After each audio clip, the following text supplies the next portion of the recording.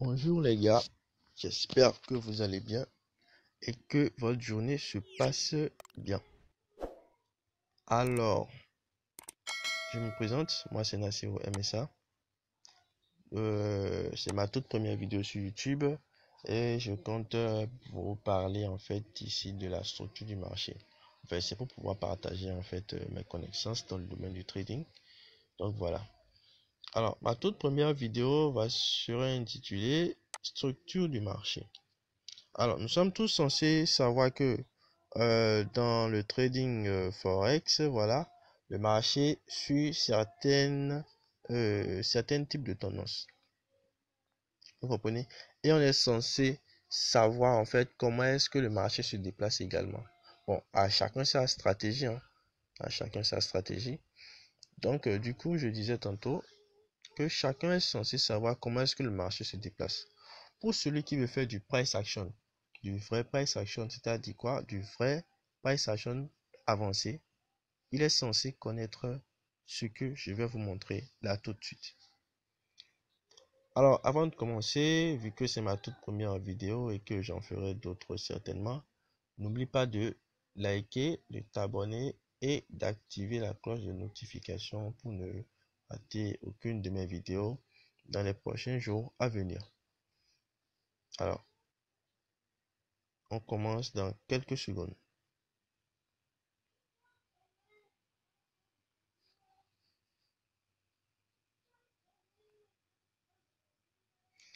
Alors les gars, nous sommes de retour, nous voilà. Alors, qu'est-ce que je vais faire? D'abord, lorsque tout trader, c'est-à-dire tout trader, que ce soit débutant ou pro, devrait faire une fois qu'il est en face de son graphique, c'est d'abord d'aller déterminer la tendance du marché. C'est d'abord déterminer la tendance du marché. Et c'est par là que je vais commencer. Donc ici, nous pouvons voir que le marché a trois types de tendances. On a une première tendance haussière, une seconde tendance qui est baissière et une troisième qui est la consolidation. Bon, certaines personnes ne considèrent pas ça comme une tendance, mais bon, moi en fait, je la considère comme une tendance. Alors, nous allons commencer par le tout premier, la tendance haussière. Comment reconnaître si le marché est dans une tendance haussière?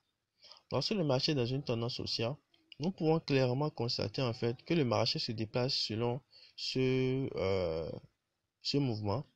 Le marché monte en faisant un sommet, il descend et remonte. Donc en descendant, il forme un creux pour pouvoir remonter et ainsi de suite, en créant donc des hauts plus hauts, des bas plus hauts, des hauts plus hauts, des bas plus hauts et ainsi de suite. Donc en anglais, on dit souvent higher high pour matérialiser le sommet, higher low pour matérialiser le creux, higher high, higher low, higher high, higher low, ainsi de suite. Donc, ce n'est que comme ça le marché se déplace. Donc, vous pouvez tout de même voir dans ce que j'ai tracé là, higher high, higher low, higher high, higher low, et etc. Donc, lorsque le marché est en train de monter, il est caractérisé par quoi? Il est caractérisé par une phase d'impulsion, et une phase de retracement. Vous allez voir que la phase d'impulsion est toujours plus grande que la phase de retracement. Je reprends, la phase d'impulsion est toujours plus grande que la phase de retracement. Si c'est que le marché en fait finit par casser, disons, si le retracement est plus long que la phase d'impulsion, alors le marché est en train de changer de direction. On se comprend. Alors, je disais tantôt que la phase d'impulsion est beaucoup plus grande que la phase de retracement. Et lorsque le marché est en tendance haussière, ce n'est que ça qu'on observe. Alors, qu'est-ce que je veux vous montrer ici également? À chaque fois en fait que le marché commence par faire ses hauts plus hauts, ses bas plus hauts, higher high, higher low, etc. Le marché casse en fait la structure. Qu'est-ce que je veux dire par structure? C'est-à-dire le higher high que nous avons là, lorsque le marché retrace, finit son retracement et commence à monter, qu'est-ce qu'on observe? Le marché dépasse en fait le précédent higher high. Donc dépasser le précédent higher high voudrait donc dire en fait que le marché a cassé le précédent niveau du marché, le précédent higher high, et veut continuer sa tendance à la hausse. Cela voudrait dire quoi? Cette cassure est appelée BMS en anglais, qui veut dire Break in Market Structure, qui signifie encore cassure de la structure du marché. Est-ce que vous comprenez? Donc BMS qui se trouve ici, à chaque fois que le marché casse en fait notre précédent haut, ici notre précédent high, on la matérialise donc par BMS qui signifie Break Market Structure. Donc à chaque fois qu'il y a cette cassure, il faudrait donc de tout de même s'attendre en fait à un retracement, que ce soit léger ou soit un grand retracement, mais qui ne dépassant pas la phase d'impulsion. On se comprend. Donc, faudrait après la cassure du précédent high, c'est-à-dire le BMS, on doit toujours s'attendre à un retracement avant de prendre notre position. Est-ce qu'on se fait comprendre? Alors, et aussi un code, lorsque le marché en fait casse la précédente structure, le précédent high, toujours prendre position dans le sens où le marché a cassé la structure. Ici, on peut voir ici que le marché a cassé la structure en tendance haussière là. Or, déjà, on sait que le marché est en tendance haussière. Donc, le marché a cassé la structure là, en tendance haussière. Donc, nous allons attendre le retracement, la fin du retracement, avant de prendre l'achat. Ce qui voudrait dire que lorsque nous sommes en achat, il ne faudrait pas préconiser en fait, lorsque nous sommes en tendance haussière, voilà, il ne faudrait pas préconiser la vente sur le marché. Toujours privilégier l'achat. Là, pour être beaucoup plus en sécurité. Donc voilà, c'était ce que je voulais dire ici. Alors, qu'est-ce que je veux dire par ces petites flèches-là? Lorsque nous sommes en phase d'impulsion, la phase d'impulsion, vu que ici c'est un trait que j'ai tracé, ne pensez pas qu'en fait que le marché se déplace juste avec une seule bougie, voilà, et retrace avec une seconde bougie, etc. Non. Lorsque nous sommes en phase d'impulsion, voilà comment elle se matérialise ici. Également dans la phase d'impulsion, sachant que nous sommes dans une phase haussière, le marché également fait des hauts plus hauts, des bas plus hauts, ainsi de suite, des creux et sommets, jusqu'à atteindre en fait notre higher high ici. Notre higher high que j'ai matérialisé ici, on peut la voir ici. Vous comprenez? On peut la voir là. Donc le marché a retracé. Ce retracement également, on voit ici, voilà, ça a une petite tendance baissière avant que le marché ne commence à monter en fait. Vous voyez? Donc ce retracement là en fait, elle est matérialisée comme ceci également. Voilà. Et le marché commence à repartir. Donc notre high high ici, la voilà qui est là. Donc la phase d'impulsion là, on voit bien que cette phase est une phase d'impulsion. Et la voilà que j'ai matérialisée ici. La phase de retracement, la voilà matérialisée ici. Maintenant, la phase d'impulsion ici. Ce qui voudrait dire que le début en fait de notre nouvelle phase, en fait, la voilà ici. Donc, ce qui voudrait dire notre high low qui se trouve là. Donc, le marché continue à monter. En continuant à monter, qu'est-ce qu'elle fait également? Des hauts plus hauts, des bas plus hauts, ainsi de suite, jusqu'à casser en fait le précédent high. La cassure du précédent high ici est matérialisée par ceci. Vous voyez, est matérialisée par ceci. Donc, la cassure du précédent high, nous pouvons la voir ici. Donc, le marché casse, le marché retrace, ainsi de suite, et il monte. Donc, on peut clairement la voir ici que j'ai eu à retracer ce niveau-là, comme ceci, pour vous montrer en fait comment est-ce que le marché se déplace également à l'intérieur. Est-ce que vous comprenez? Alors, ici, nous sommes maintenant en daily time frame en fait. Ce que j'ai matérialisé ici, en prenant un daily time frame par exemple, et qu'on observe ceci, cela voudra dire qu'en fait, dans les petits time frames, comme H4 ou H1, voici ce que nous allons observer. Voici ce que nous allons observer. C'est-à-dire maintenant, si vous prenez H4 et que vous identifiez des phases comme ceci, cela voudrait dire que en M30 ou en M15, voilà, le marché peut se déplacer comme ceci. Donc, en fait, c'est comme ça que le marché se déplace dans le trading. Maintenant, dans le marché du Forex, désolé. Donc voilà, lorsque le marché est en tendance haussière, arriver à déterminer ces différentes zones-là. C'est-à-dire le high high, le high low, high low, et etc. Lorsque peut-être vous ouvrez votre graphe et que vous voyez que le marché se déplace de cette manière, et que voilà, vous tombez par exemple à un moment où le marché a déjà cassé cette précédente structure ici, le précédent high high. Donc vous prenez votre trendline, vous tracez au niveau du high high là, voilà, jusqu'au niveau de la cassure. Donc une fois tracé jusqu'au niveau de la cassure, qu'est-ce que vous faites? Vous patientez. Voilà, le marché monte, fait tout ce qu'il veut, il peut monter. Voilà. Une fois qu'il revient, il redescend dans la zone. Voilà, vous essayez de la prendre compte tenu de comment vous aurez sélectionné la zone dans laquelle le marché finira son retracement. Et là, maintenant, vous pouvez acheter, comme je l'ai matérialisé ici. Vous pouvez acheter maintenant et voilà. Votre take profit, en fait, serait le dernier haut ici, le dernier high. Donc là, pour un safe take profit, voilà, vous mettez votre take profit là. Et lorsque le marché vient, le marché touche votre take profit et vous êtes en gain. Et la vie continue ainsi. Alors ça, c'était en fait la tendance haussière. Maintenant, allons-y voir notre tendance baissière.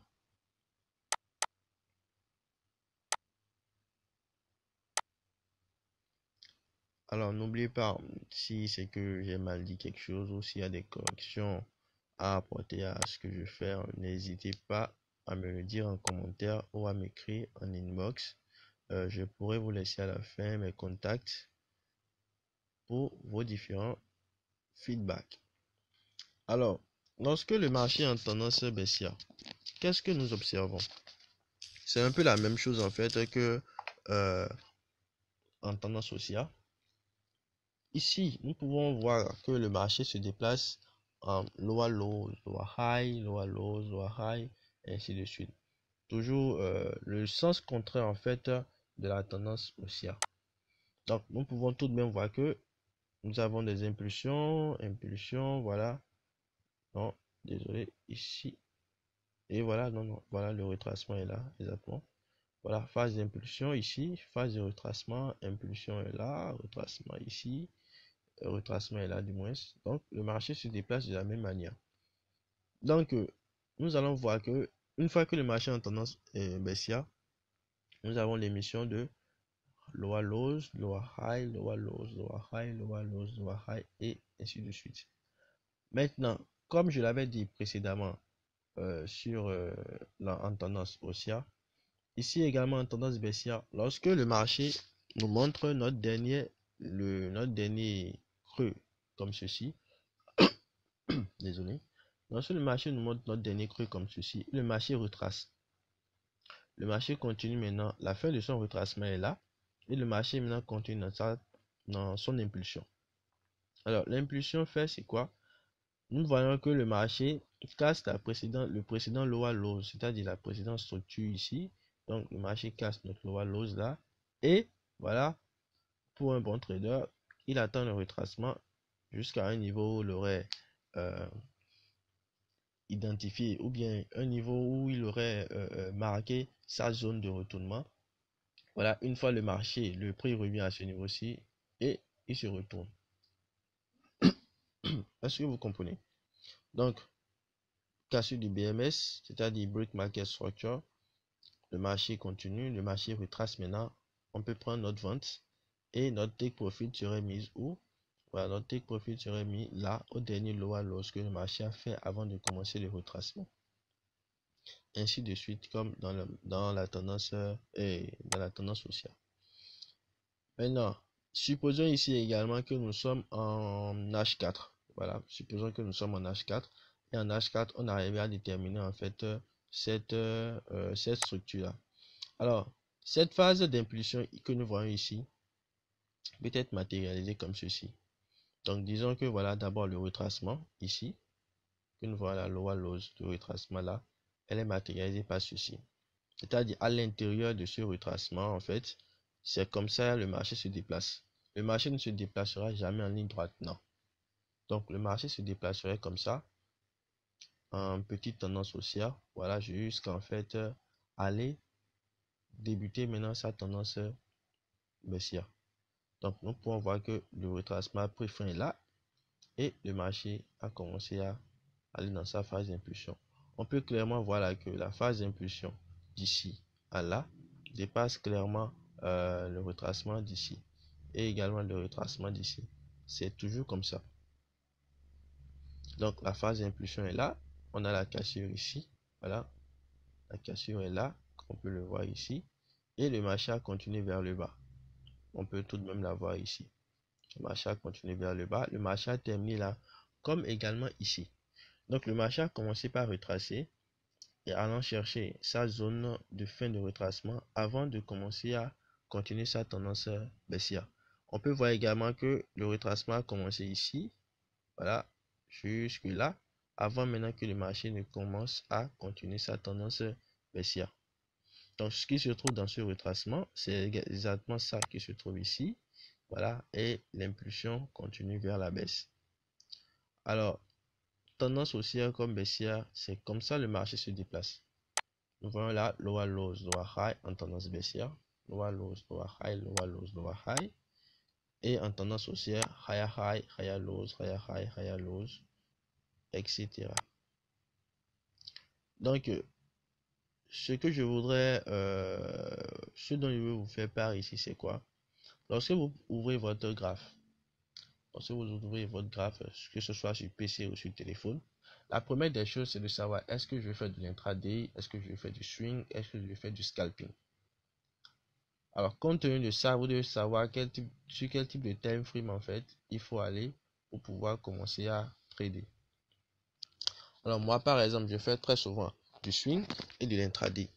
Ce qui voudrait dire que lorsque je prends mon MT4 ou mon MT5, vu que j'ai les deux, je vais toujours en grand time frame. Lorsque je vais faire du swing par exemple, je vais en grand time frame comme monthly, weekly pour identifier en fait la tendance du marché. Là, une fois que tu détermines la tendance du marché, tu essaies de voir en monthly quel niveau le marché pourrait arriver avant de commencer son retracement. Alors, tant que tu connais et tu sais où est-ce que le marché arrivera, ça t'est beaucoup plus facile de pouvoir trader. Parce que tu sais que quoi qu'en soit ce que tu feras, tu iras toujours dans le sens du marché. Alors, je identifie d'abord ma tendance en monthly. Je vais en monthly, j'identifie ma tendance et je vois en fait que le marché est dans une tendance haussière par exemple. Donc, je vois que le marché est dans une tendance haussière. Voilà. Et je me dis, bon voilà, le marché est dans une tendance haussière. Alors, qu'est-ce que je devais faire? Je devais commencer par observer comment est-ce qu'il se déplace. Alors, en tendance haussière ici, en tendance haussière, je sais que je dois juste observer des mouvements d'achat. Donc, il peut arriver que le marché en monthly termine sa tendance en monthly, là, comme ceci, et commence par retracer. Commence par retracer comme ça. Voilà, commence par retracer, finit son retracement et continue à monter. C'est tout ça j'essaie d'observer avant de me lancer à vouloir prendre un trade. C'est tout ça j'observe. Alors, une fois que je sais que voilà, globalement le marché est en tendance haussière, je vais maintenant un petit time frame, que ce soit H4, H1, pour redéfinir mes analyses. J'essaie d'identifier mes différentes zones où le marché peut probablement finir son retracement. Supposons que j'avais choisi cette zone-là où le marché finira son retracement. Alors, j'attends patiemment que le marché rentre dans cette zone et me donne en fait les mouvements de retournement que possible avant que je ne me mette à prendre mon trade. Alors, je sais bien qu'une fois le trade pris, mon take profit serait ici. Mon take profit serait là. Là, tu prends ton trade ici, tu mets ton stop loss, tu mets ton take profit et le marché vient là. Donc, durant ce trade, voilà, on peut voir que dans ces mouvements d'impulsion, en fait, nous avons également ceci. Dans ces mouvements d'impulsion, nous avons le marché monte comme ceci, descend, monte, descend. Là, peut-être on peut être en H1 là, le marché monte, descend, etc. Et à chaque fois que le marché monte et retrace, lorsque le marché monte et retrace, je peux prendre un buy, il monte et retrace, je prends un buy et ainsi de suite jusqu'à ce que j'arrive à atteindre en fait l'objectif de mon TP. Est-ce qu'on se fait comprendre? Alors, c'était ce que je voulais vous montrer entre tendance haussière, tendance baissière et comment est-ce que je fais avant de vouloir prendre un trade. Toujours identifier en fait la grande tendance. Toujours trader dans le sens de la grande tendance du marché. Alors, nous sommes bel et bien ici maintenant en consolidation. Lorsque le marché est en consolidation, voilà, le marché n'arrive pas à savoir où il ira. Alors, personnellement, moi, lorsque le marché est comme ça, je vous déconseille de prendre des trades. De prendre des trades lorsque le marché consolide. Parce que peut-être vous pouvez prendre un sell ici. Vous vous dites que le take profit sera ici. Le marché monte comme ceci, touche votre stop loss et commence à aller dans votre direction. Arrivez ici maintenant, vous dites voilà, le marché va acheter. Vous achetez, le marché fait ça. Et peut-être le marché peut sortir comme ceci. Toucher votre stop loss, repartir. Donc là, vous n'êtes pas stable en fait lorsque le marché est en consolidation. Le marché cherche juste à vous prendre votre argent. Donc la meilleure des choses à faire ici, c'est de patienter juste et de sortir en fait du marché. Personnellement, je ne trade pas lorsque le marché est en consolidation. Alors, pour expliquer en fait et pour tout couronner, je vais prendre la paire sur laquelle j'avais fait une analyse pour expliquer le GBP JPY.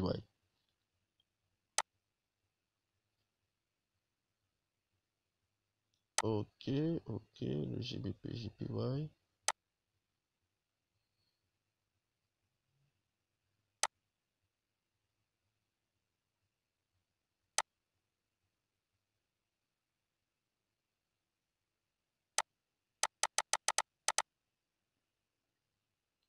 Un instant, un instant, un instant.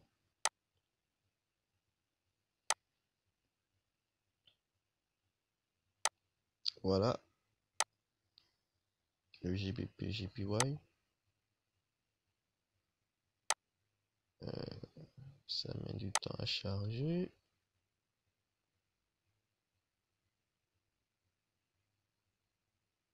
Voilà. Vous allez voir ici que lorsque je suis monté d'abord sur mon graphe, c'est la première des choses que j'ai cherché à faire. Là, au moins, ça m'a permis en fait d'identifier la tendance du marché. Là, ici, on peut voir que le marché est dans une tendance clairement haussière. Oui, là, ici, en H4, le marché est dans une tendance haussière. Elle est matérialisée par quoi? J'ai vu le haut ici, le bas, higher high, higher low, higher high, higher low. Et je n'ai fait que identifier en fait ces mouvements-là. Maintenant, vous allez voir ma phase d'impulsion, elle est là comme ceci. Phase de retracement. Vous voyez la taille entre la phase d'impulsion ici et la phase de retracement. Vous voyez que ça n'atteint pas la même taille. Alors, vous allez voir ici clairement que le marché ici a cassé la structure dont je parlais, le BMS. Vous voyez, le marché a cassé la structure précédente là, est monté, il a fini en fait en faisant son high high ici et le marché a retracé. Donc, pour quelqu'un qui était présent lorsque le marché était à ce niveau, il aurait dit voilà, le marché allait finir son retracement là. Le marché allait finir son retracement là et il allait acheter, mettre son take profit au niveau de ce high high. Le marché touche le take profit, ils sont en gain. Donc, lorsque le marché casse encore en fait le high high qui est ici, il retrace encore. Il retrace jusqu'à une zone que voilà la personne aurait considérée comme sa zone de fin de retracement. sa zone de fin de retracement. Alors, le marché finit là, il prend son achat, le marché monte, il met son take profit là, son take profit est brièvement touché. Alors, une fois touché, le marché est encore cassé. Donc, ce que voudrait dire quoi? Qu'on devait pertinemment attendre que le marché retrace. Donc, la cassure ici est effective ici. Voilà, on a bien et bien notre cassure. Donc, ce qu'on pourrait bien évidemment attendre, c'est ceci. On peut peut-être attendre, voilà, le marché va peut-être casser. Voilà, faire comme ceci. Va revenir. Là, peut-être. Faire comme cela. Et le marché va continuer sa tendance. Donc, c'était ça en fait, j'essayais de vous montrer. Lorsque vous connaissez la structure du marché, vous pouvez anticiper en fait le mouvement qu'il fera par la suite. Là, ça vous permet d'être sur le qui-vive. Vous savez que arrivé à tel niveau du marché, voilà, le marché va le prix va se retourner et vous savez pertinemment où il viendra finalement. Ça vous permet en fait de savoir où mettre votre stop loss, où mettre votre take profit et minimiser en fait les risques. Minimiser les risques pour un grand profit.